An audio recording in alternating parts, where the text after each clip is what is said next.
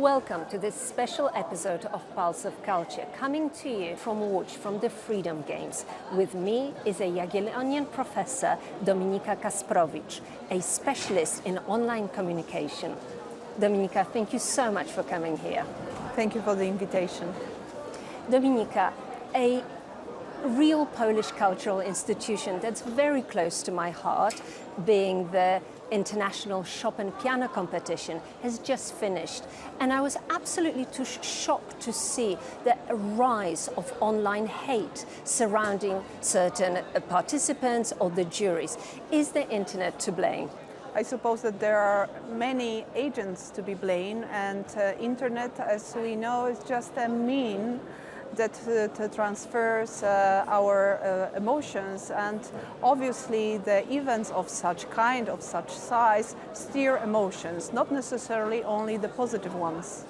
So would you say the internet is the conduit of these emotions and we already have them inside of us, or is the internet really to blame? Because without the internet, our opinions wouldn't be highlighted to such degree. I would reverse your question, actually, because I don't think that anyone who is watching us could imagine living a life without an internet or really outside of the virtual space.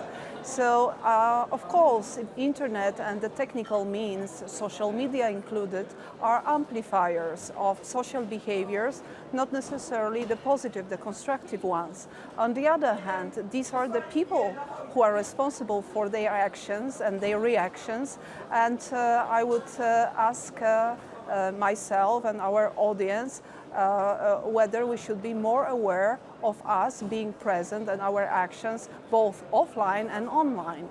But I'm still fascinated why the emotions that are being amplified are negative ones. Is it something that's inherently human to perceive danger in the situation? I give you an example. We, on our channel, had two expert debates around the competition. The one that was very conciliatory had only 7,000 views. The one that was really combative had nearly 60,000 views. So what is in human nature that internet is enabling so? Of course, it's about the way how our brain works. The situation when we feel endangered, the situation when we feel not very sure of ourselves, or the situation when our awareness, we like it or not, is rising. Therefore, anything we see, any type of stimuli that comes to us that steers negative emotions like fear, anger, disgust, are taking a first fiddle, playing the first fiddle, if I may use the musical metaphor here. And another interesting aspect of this competition that kind of relates to your field of expertise is the voices from the pianists themselves. And they were saying that for many of them, the only way to survive the 3 weeks of piano concertos and performances was to completely cut themselves off from their social media. Is it something you would advise to all of us?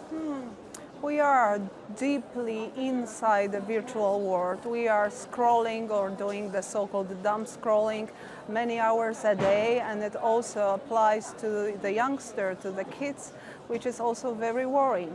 On the other hand, this is the source of information. This is the source where we find some kind of social networks. This is the source where eventually we feel quite comfortable. Nevertheless, I'm really not surprised that in the moments when we really need to be focused, we have this urge to cut off the stimuli that are, especially online, really present in the large amounts. And as an expert looking ahead, you were called in to come with a scheme for educating youngsters in Poland over the healthy use of the internet. Is this one of the things you will advocate to, in a moment of stress, to cut yourself off completely?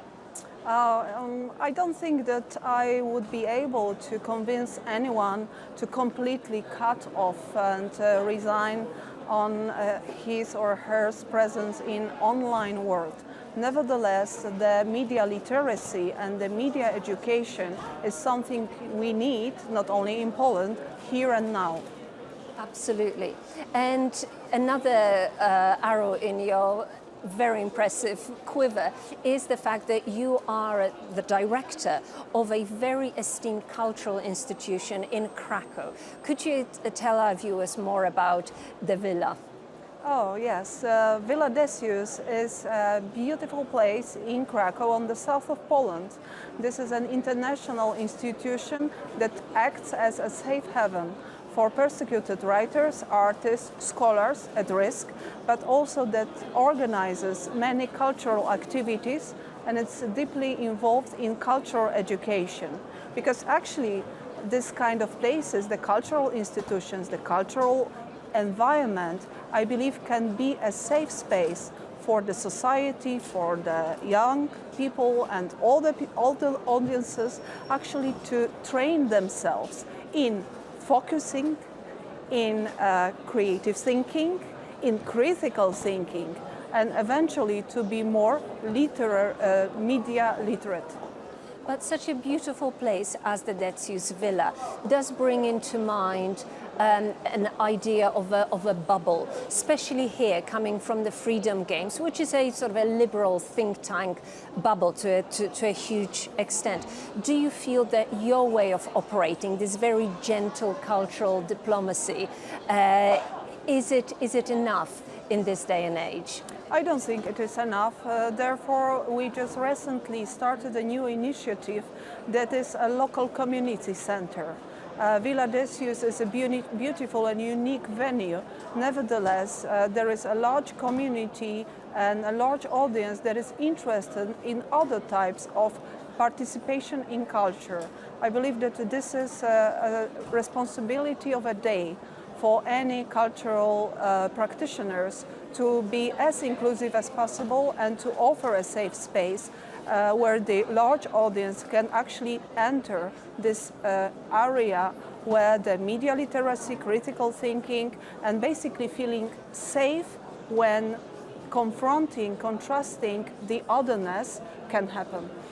And of course, for many of us, such beautiful historical building works as an invite. You know, we look at the beautiful classics villa and think, well, that is a wonderful place to be in. But I can imagine for many, it would be seen as an elitist, foreboding, not a place for the people like us. How do you broaden the social base of your activity? We started with kids. And we offered them a program that we call a treasure hunt. The kids have no hesitations. They don't perceive this or other type as an elitistic one. They simply play, they simply discover, they simply have fun, and this positive vibe, this positive emotions steered by visiting places like Willa Decjusza, I think will stay with them for long. And of course, children, many perceive children as free from hate and from racism, especially in places like Poland. But of course, our contact with maybe young teenagers really proves that they experience a lot of disinformation online, especially against minorities such as the Ukrainian minority. How does your organization put a stop to that, you know, a very worrisome situation? Mm-hmm. I will start with saying that I have faith in young people. I've been an academic teacher for many years, and I know that they are very interested in truth, in searching and finding the truth against the disinformation and the fake news that are all over the internet, to be very, very specific. But the question you have asked is actually very to the point, because if you look into the cultural offer, for various target groups, actually the youngsters, the teenagers, is the group that is very rarely addressed, and this is something we really need to work on. And a second group that seemed to be rarely catered for in a Polish cultural institution are young males, because places such as yours are rightly or wrongly seen as a more of a feminine zone. And yet, as a sociologist, Sławek Sierakowski told us today, in Poland there seems to be a huge disparity between women who are more liberal and open, and males who are harking back to patriarchy and the good old days. As a leader of a cultural place, how do you address that? Sorry, that was rather a long question. No, but it was very to the point, and I'm aware of the results of the research you mentioned, and this is a fact. And actually, the young men we are discussing now are quite hard to be addressed, in a sense that we need to think of changing the social attitudes, which is a long-term, quite intense and a little complicated process. Nevertheless, we cannot leave anyone behind. And I believe that culture, if not the high culture, then pop culture or other types of social activities can offer a space when this type of interaction that would ease the tension, that would make people to think, that will make people to be less aggressive, less strict, more open, can be found. And do you think that the male role models that are out there, those tech bros, that the boys are really feeling, you know, they almost like a father figure replacement? And unfortunately, these new tech moguls, they do not seem to be interested in culture or, you know, high culture as we would define it. What's the way to address this? Is it to invite, you know, Elon Musk for more piano concertos, or is it more work with the youngsters? How do you see it?